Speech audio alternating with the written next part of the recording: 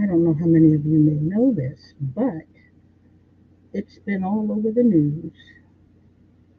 And while I'm not surprised at all that this would be the case, I am bent, not broken, but bent, because I know what affirmative action was meant to do. And I have firsthand knowledge of what affirmative action could do to benefit Black people, and how for about 50 years now there has been a concerted effort to gut it. And because Congress never did, they left it up to the Supreme Court to do their dirty work, which they will continue to do. The Supreme Court will continue to do the dirty work to roll back all of the gains that were made during the 20th century's civil rights movement, or what I call the economic apportionment movement, because we didn't get justice, we didn't get equity, we did not get equality.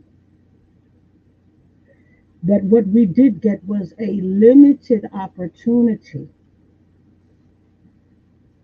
an apportionment, if you will, in the areas of employment,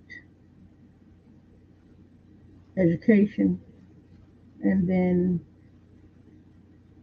in housing later on.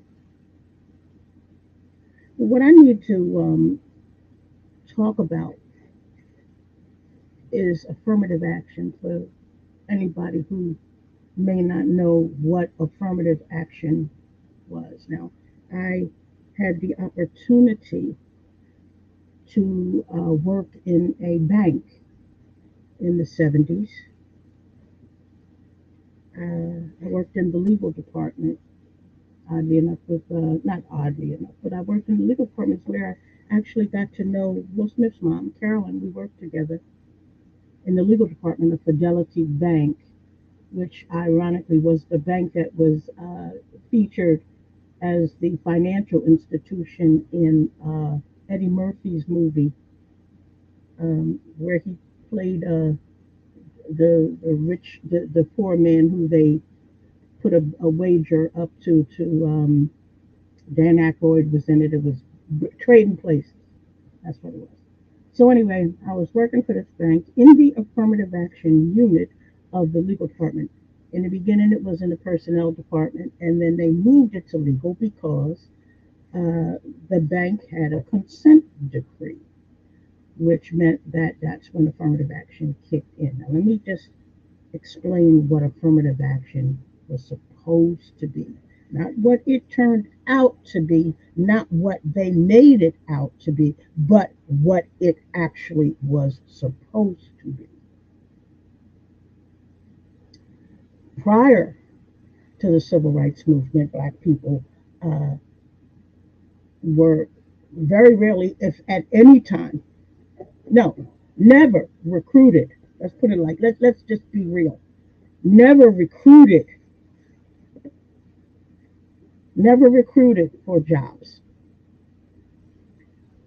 And this was also during a time when you had to have a picture on your application or your resume. You had to provide a picture so they could tell what race you were. And 9 times out of 10, you were not going to be hired if you were black. And not in a bank, certainly not in any kind of institution where there was office. There was an office type situation. I mean, we black people were really relegated to very menial type positions generally. Okay, so someone discriminated. The bank lost a case against a woman, and it was a sex discrimination case, and she won. So the bank had to have a consent decree. Now, as part of this consent decree was affirmative action. Now, affirmative action was what I call the only reparative relief, reparation of a sort provided to black people, where if a company did not voluntarily uh, do what it do what was prescribed by uh, the guidelines, if they found themselves under a consent decree, then they had to, and this is what they had to do. They had to actively seek and recruit black people, something that they just didn't do. So they were supposed to recruit black people at a particular rate and higher if possible. And they had what we call goals and timetables, which meant that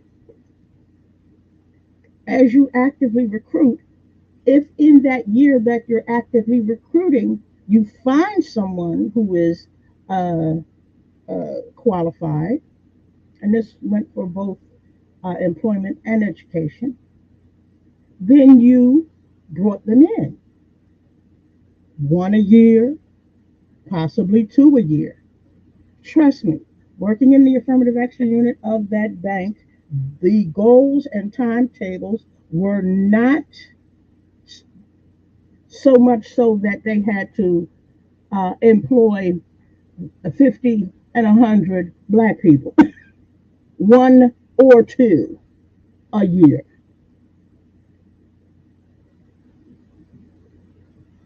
Immediately, they started saying it was quotas. We shouldn't be required to do this. And they tried all kinds of things.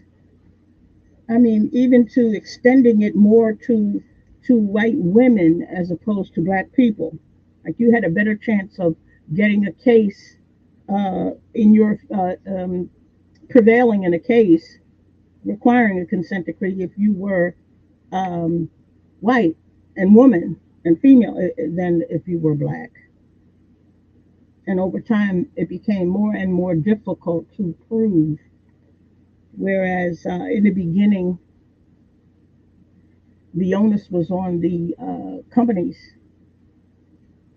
to prove they did not discriminate. And over time, thanks to Mr. Clarence Thomas, who was the head of the EEOC under Reagan, I believe it was under Reagan. Look it up. I think it was under Reagan. Um, they gutted it so that cases, and that was the EEOC piece of it. So it wasn't going to be long. I was sure it wasn't going to be that long, but I'm surprised it took 50 years to gut it because they certainly tried. They tried everything, reverse discrimination. Oh, they just tried all kinds of things. But see, the climate is ripe for uh, rolling back civil rights for black people. The climate is right for them to do this. And the reason why I'm here today is because I think it's important for people who may not ordinarily consider any of this to really begin to think about the ramifications of this. Now, because on the surface they make it sound like it's the right thing, that you should not use race. But this is what they've done.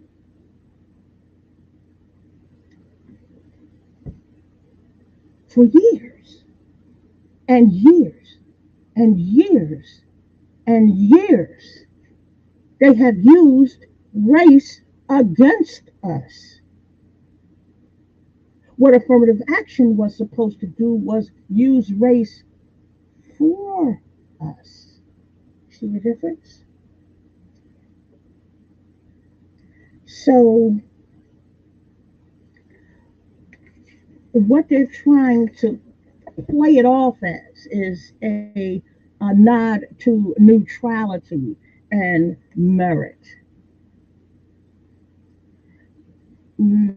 Many of you might remember, I don't have anybody in this live watching right now, but if you watch on the replay, I think that if you're some of in the light bulbs, if you're part of the illumination group here who come to my classes or my lectures, you heard about euphemisms and racial dog whistles. And one of the oh no, not just one, but three of the more popular euphemisms and dog whistles are normal, neutral, and natural, of which neutral and neutrality is used ad infinitum to pretend that they are being race neutral.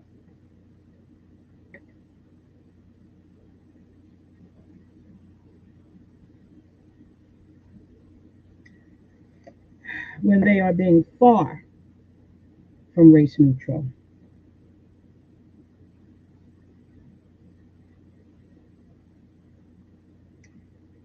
Anyway, I'm looking for that part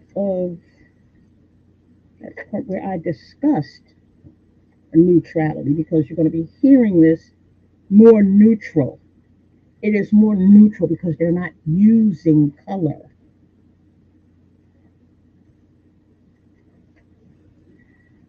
And you'll hear people say they're using the content of your character. Well, keep in mind, we talked about this as well. They've already defined the character of the black man and woman.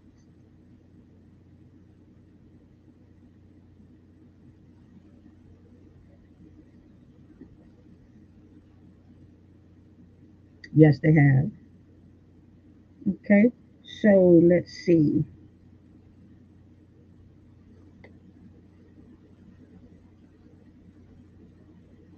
And this goes for the way these white people are thinking today, or they want you to think today. It says, for those who believe that racism was finally defeated by virtue of having been rebranded as segregation, and by simply eliminating the use of the term white, coupled with the illusion of integration,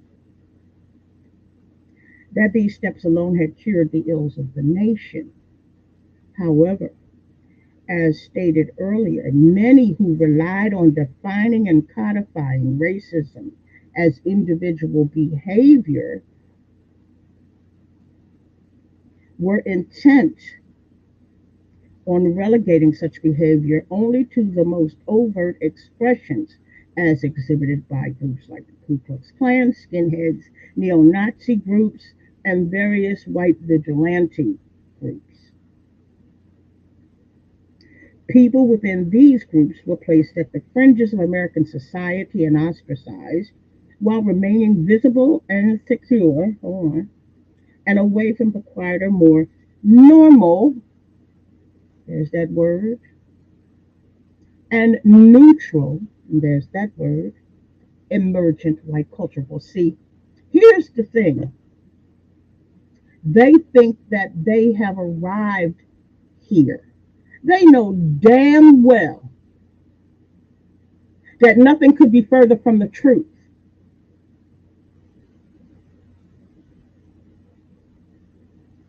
They know that nothing could be further away from the truth.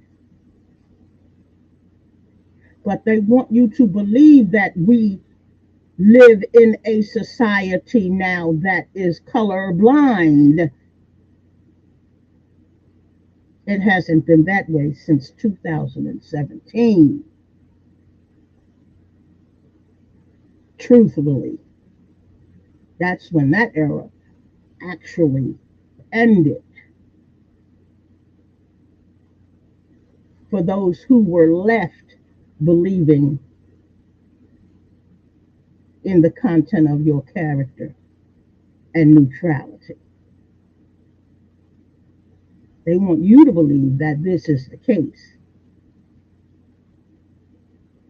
Even in spite of everything that you're seeing, they want you to think that. And I'm talking to white people here who might happen on this video. They want you to think that it has been achieved. Back in 2013, when they gutted the Voting Rights Act,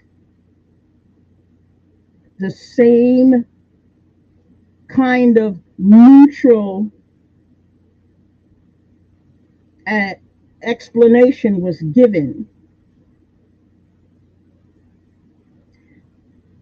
And almost immediately upon the SCOTUS ruling, voter suppression took off all over the country, even to the extent of criminalizing providing water to people standing on line for hours and hours just to try to vote. And this is in the 21st century. Indeed, being neutral in American culture was intended to represent whiteness as no longer a threat to blackness, at least not anymore. The essence of this new neutrality was supposed to assure the nation that the culture had become welcoming and the decades of open and violent racial animus were essentially over, absent those on the fringes, which no longer held relevance. However, within the bleak recesses of existence for Black people, whiteness was and still is still an ever-present threat.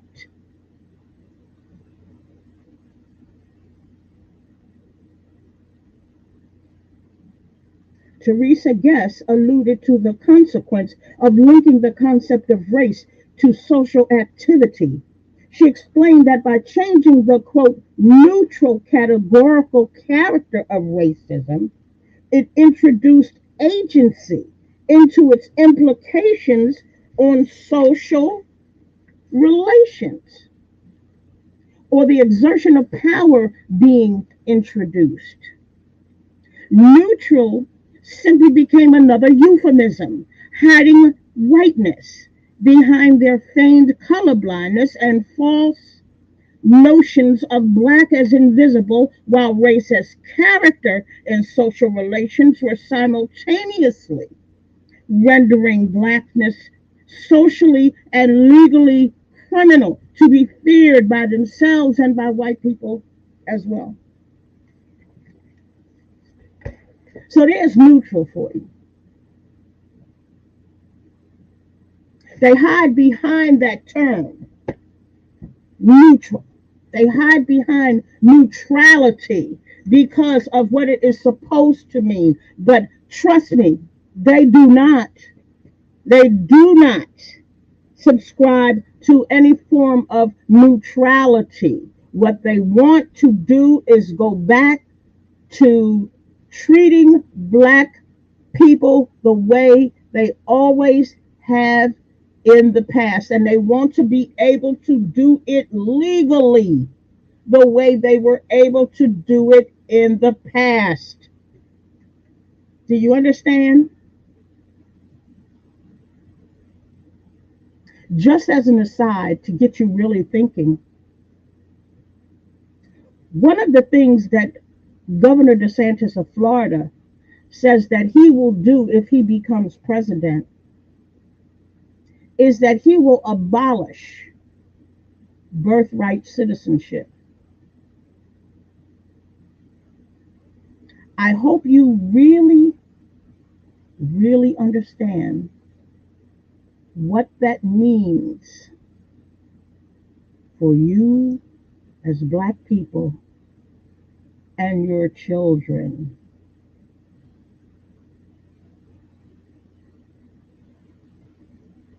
I need you to understand what that actually means.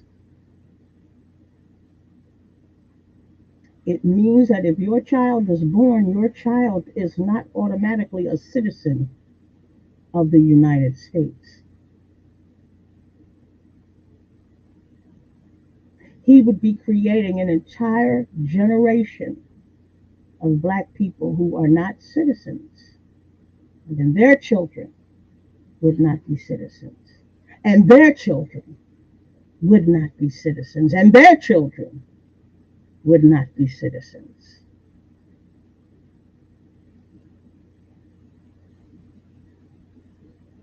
Think about it.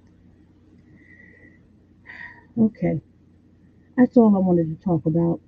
I wanted you to understand that affirmative action, as quiet as it's kept, was a good thing for black people. Don't believe that bull crap, that bull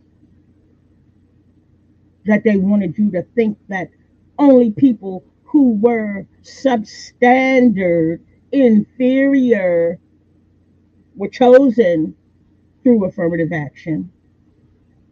Let's be real.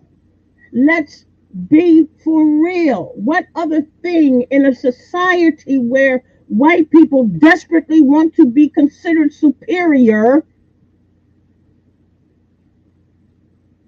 would they not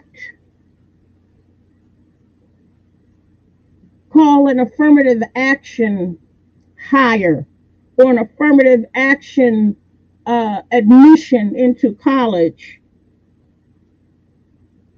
someone less qualified, someone inferior? Come on, think. Of course they're going to say that. And a lot of us co-signed on it too. I know that for a fact. A lot of black people co-signed on that little bit of white supremacism.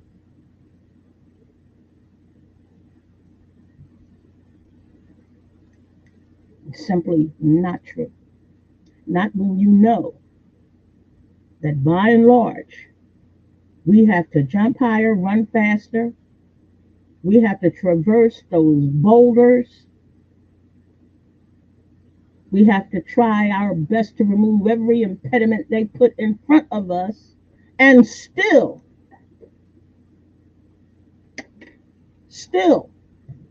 be stellar just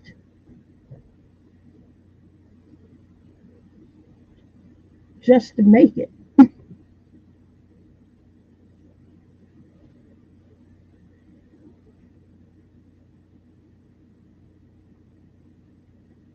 Just to make it. And they're trying everything that they can. They gutted voting rights in the Voting Rights Act in 2013, and here we go in 2023, 10 years later. They gutted affirmative action. What do you suppose they're going to go after next? Hmm? What's your guess on what they're going to go after next? They've been going after schools for what, about 100 years now. They've been going after public schools. They've almost won that battle as well.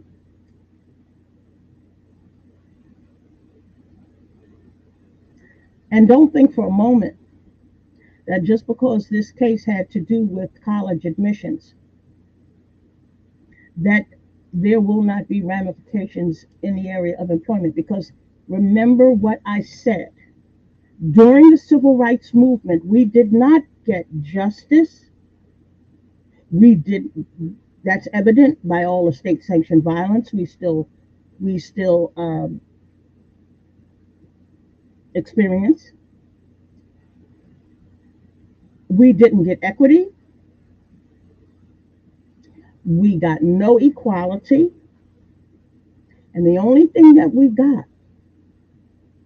even though we fought for equality, equity, opportunity, and justice, the only things that we got were a limited apportionment of opportunity in the area of employment, education, and later housing. And they have been working madly to end any housing opportunity.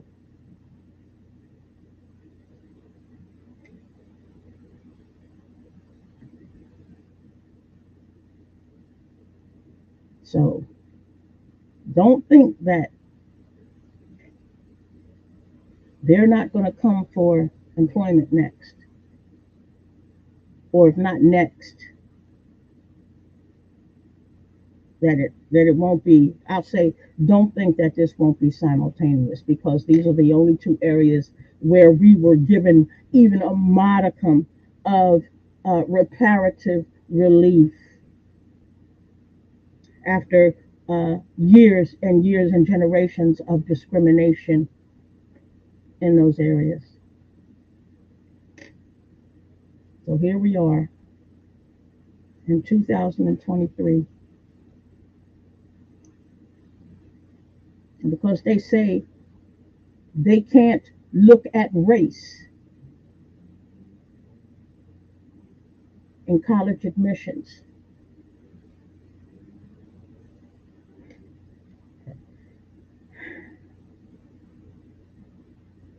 all they really mean is race can't work for us anymore, because they've always used race against us. And this was an effort to have race work for us.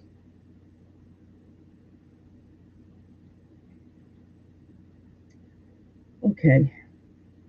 Do your research, people. Do your homework. Know what's happening so that you won't get blindsided later on when things start happening and you're wondering, what the fuck?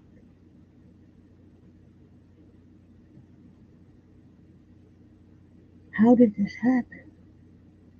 Why is this the way it is? Well, this is what they've been trying to do since we got the right to an opportunity, however limited, to employment and college.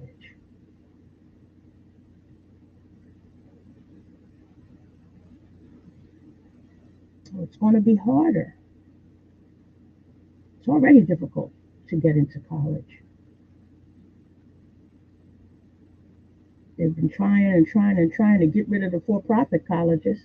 They tell you they're no good, they're substandard, they're inferior. Why? Because they black people get to go without all that testing, with all that, without all that, what do they call it, strategic enrollment management.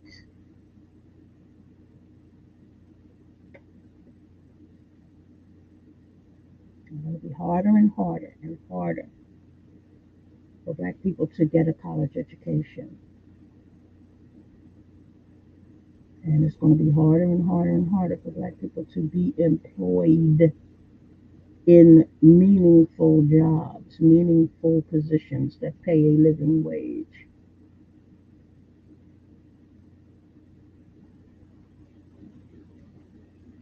So think, think, think.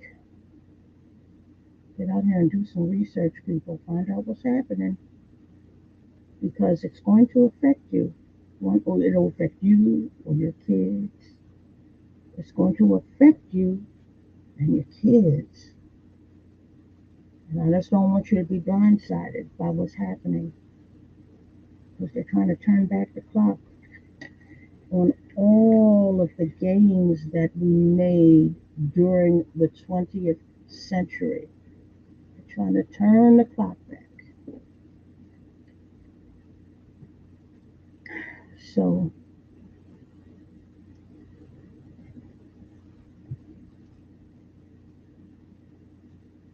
hmm,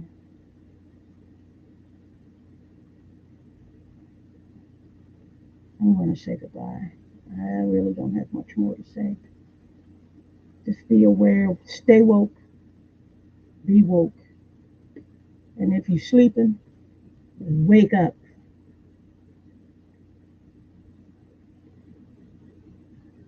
Wake